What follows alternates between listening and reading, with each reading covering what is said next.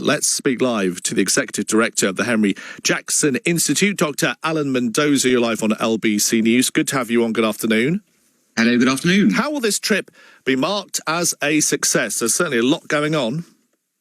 Well, I think obviously the fact that the trip is happening, fourth time in 4 months they're meeting, tells you that there is a close and burgeoning relationship between Mr. Sunak and President Biden. However, that will need to deliver results. And I think the results we're looking at are, as you just mentioned, on the Ukraine situation, further sort of statements and indeed perhaps some other action on helping Ukraine. I think on the issue of subsidies, you'll know the Americans have got quite a significant bill that's gone through, an act that has increased protectionism for electronic industries and the sort of electric cars and such like.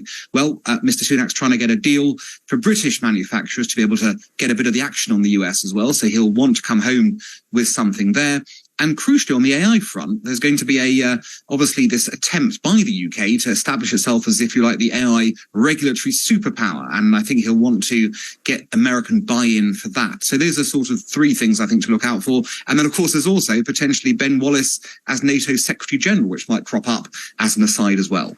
So certainly lots on the agenda there. How much clout will he have and be noticed when, of course, you look at the two main Western economic powers and their say, the power that the EU will have in terms of getting a closer alignment on any regulation when it comes to AI?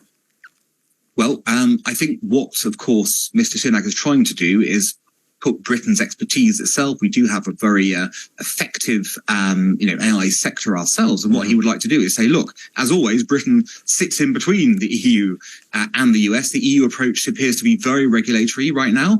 The American approach seems to be a lot more laissez-faire. We appear to be, even in that approach, somewhat in the middle. Why can't we marry the approaches and discuss this? I think the key thing is to start having those conversations. And I think Britain, and he will think that Britain is well placed to do that. And he'll, I think, try and get US acceptance of that as the place which can bring both sides together on this debate. Senior members of Mr. Sunak's government have criticised Mr. Biden's Inflation Reduction Act, a massive package of tax breaks and subsidies aimed at boosting green industries in America. Some saying it's protectionist and distorting. Would that be embarrassing?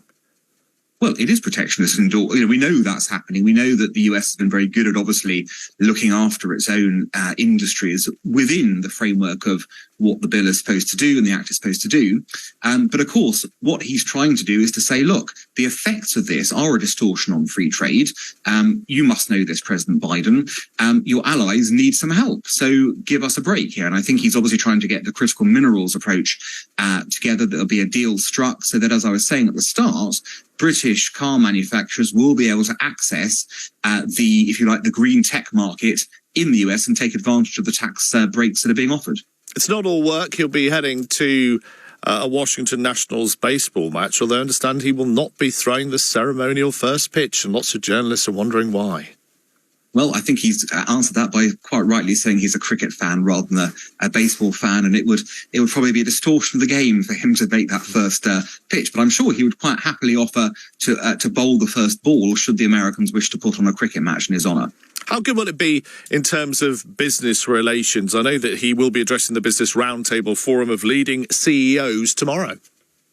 Well, I think it's quite clear that we're not going to get a full-scale trade deal with the US, and therefore a lot's going to depend on, firstly, relations with individual states where we are signing different deals, but also looking at ways that businesses can work together and cut through the bureaucracy. So, of course, it's a vital message for, if you like, the CEO of Britain Inc. to be out there banging the drum for British business with American counterparts. We could do a lot more with American business if we can get through some of these state deals. And I think there's a great opportunity, obviously, for him to expound on what Britain can do for them. Thank you for sharing your views with us live this afternoon. Dr. Alan Mendoza is Executive Director at the Henry Jackson Institute.